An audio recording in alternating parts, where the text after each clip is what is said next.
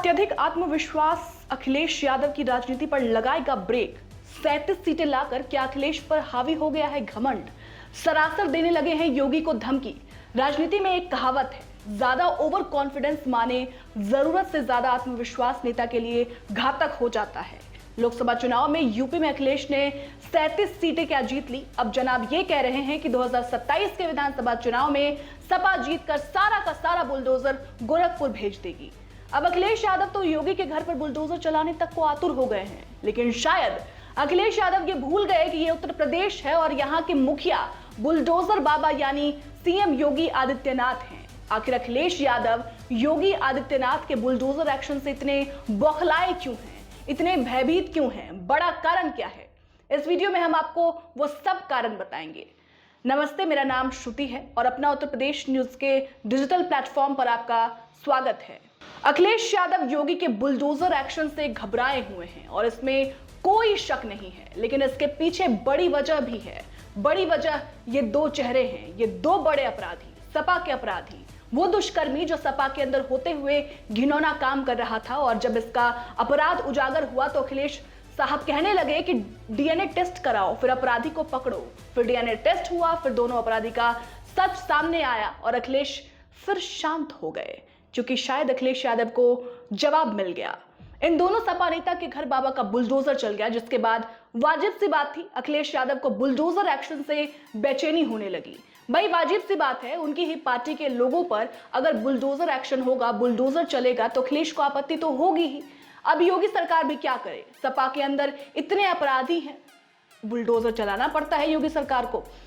चाहे वो अतीक अहमद हो या फिर मुख्तार अंसारी हो, चाहे सपा का कोई भी नेता हो, जिसने गलत किया उसको योगी ने सबक सिखाया। न सिर्फ घर पर बुलडोजर चलवाया, बल्कि सपा के गुंडों को सलाखों के पीछे तक भेज दिया।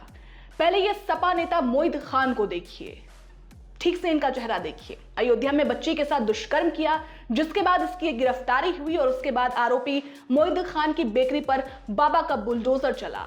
मोहित खान पर कार्रवाई हो ही रही थी कि इसी बीच कन्नौज से सपा नेता नवाब सिंह यादव की गंदी करतूत सबके सामने आ गई। इस पर भी आरोप लगा कि इस दरिंदे ने बच्ची के साथ जो है दुष्कर्म किया। उस पर भी योगी सरकार ने कड़ा एक्शन लिया और सलाखों के पीछे भी नवाब सिंह यादव को डाला और साथ ही साथ उनके रिश्तेदारों के घर पर बुलडोजर चलवाया। रिश्तेदारों के घर पर बाबा का बुलडोजर चला।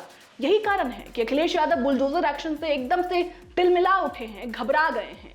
लेकिन सीएम योगी आदित्यनाथ का यह बयान अखिलेश को कम से कम 10 बार आज सुन लेना चाहिए। सीएम योगी का जिस तरीके से अखिलेश यादव पर गुस्सा निकला है, उससे अखिलेश यादव की परेशानी अब सबब बनी हुई है। योगी आदित्यनाथ का यह बयान पहले आप सुनिए। इसकी जनता को गुमराह करने के लिए फिर से आना चाहते हैं।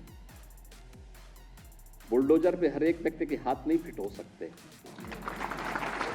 इसके लिए दिल और दिमाग दोनों चाहिए। दिल और दिमाग दोनों चाहिए।